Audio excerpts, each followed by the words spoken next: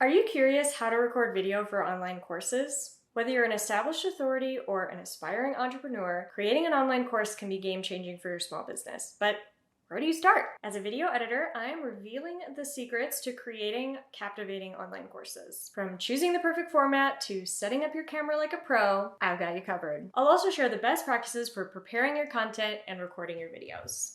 So let's get started. Okay, step one is going to be to choose your format. There are different types of videos that support different types of content and learning styles. What you're watching right now is called a talking head video. So it's me sitting in front of the camera. This is a great way to teach concepts, and it's a great way to connect personally with your students. However, for some types of subjects, some types of tutorials, it can be better to consider other styles like a screen recording or an instructional video. Those types of videos, either you would use a tool to record your screen so that your students can see step by step the processes that you're walking through. And an instructional video points the camera instead of at your face at the task that you're doing, the task that you're teaching. So if you're building something, if you are teaching people a craft, instructional videos are very helpful because they let people actually see what's happening. And it might end up that your course includes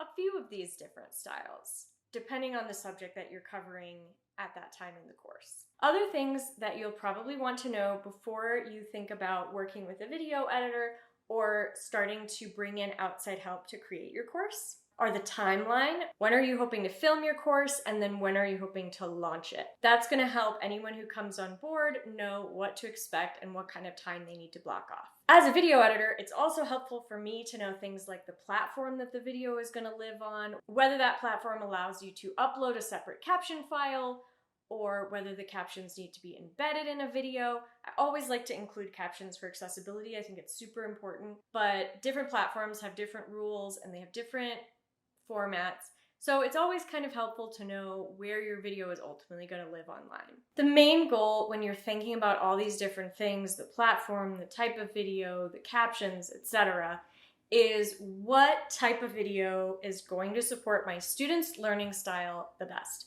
What is going to help me best communicate these ideas to my students? Now, if you're doing a talking head video, you are going to want to try to position the camera at eye level. You don't want to set the camera too high so that you're looking up at the camera, or set it too low so that you're kind of towering over the camera. You want to try to keep it around eye level, center yourself in the frame, like so. Now, if you're capturing a screen recording, not all screen recording softwares have the ability to record both the webcam and the screen at the same time, but some of them do. So you want to keep that in mind, but usually that video is so small that it doesn't make a huge amount of difference what your background or anything like that looks like. For an instructional video, you'll want to try to film either top down or at a good angle so that your students can see everything that's going on. It might be a good idea to test a few different angles so that you can see what the best positioning is. They also make tripods that let you put your camera straight down like this, and those can be really helpful for instructional videos because some cameras will tip over if you try to put the camera flat like this. Okay, so audio. If you are recording sitting in front of a computer, you can always plug in a Bluetooth microphone. I don't recommend using the computer microphone if you can help it. It certainly is functional, but a plug-in USB microphone will elevate things a lot. You could also consider a clip-on lavalier mic if you are going to be moving around a lot, if you're going to be standing, or if you're doing an instructional video. A lavalier or a clip-on mic is going to allow you to move around, use your hands, and all of that stuff without interfering too much with the audio. Personally, right now, I'm just using a little microphone here.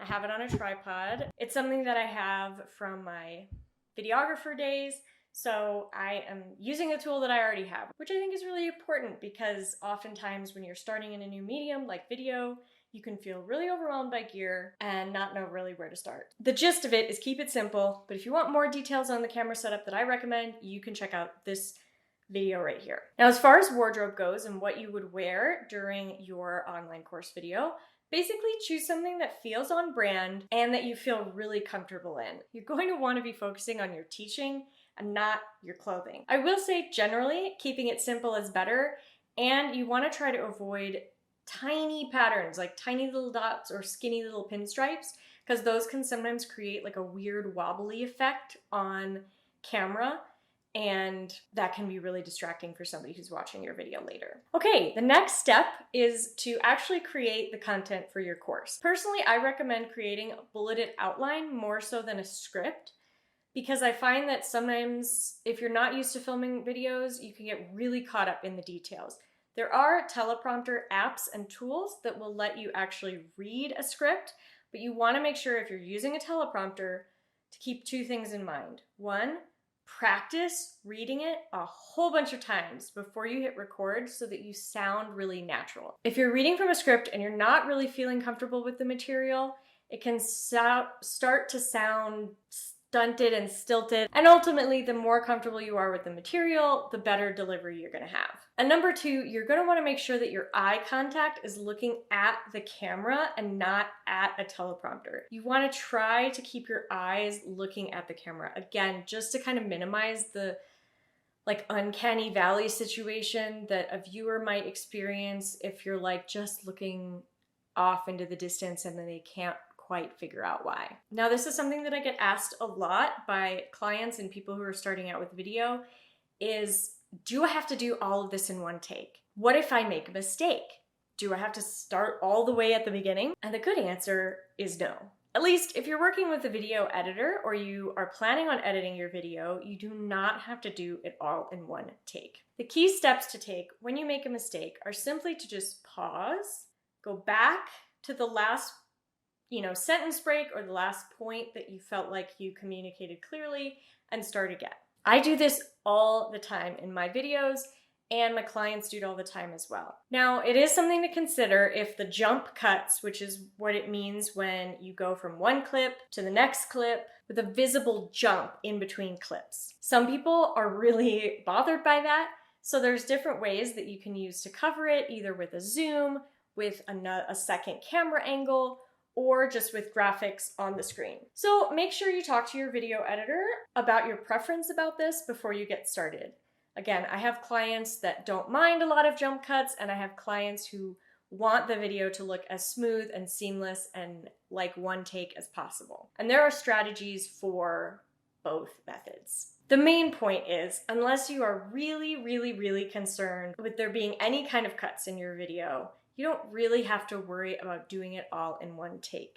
But if you do feel strongly about jump cuts, which I understand, my best recommendation would be to keep each video topic to be pretty short, so 2 to 3 minutes. That way, if you do make a mistake, you don't have to go and start back all the way at the beginning of your course.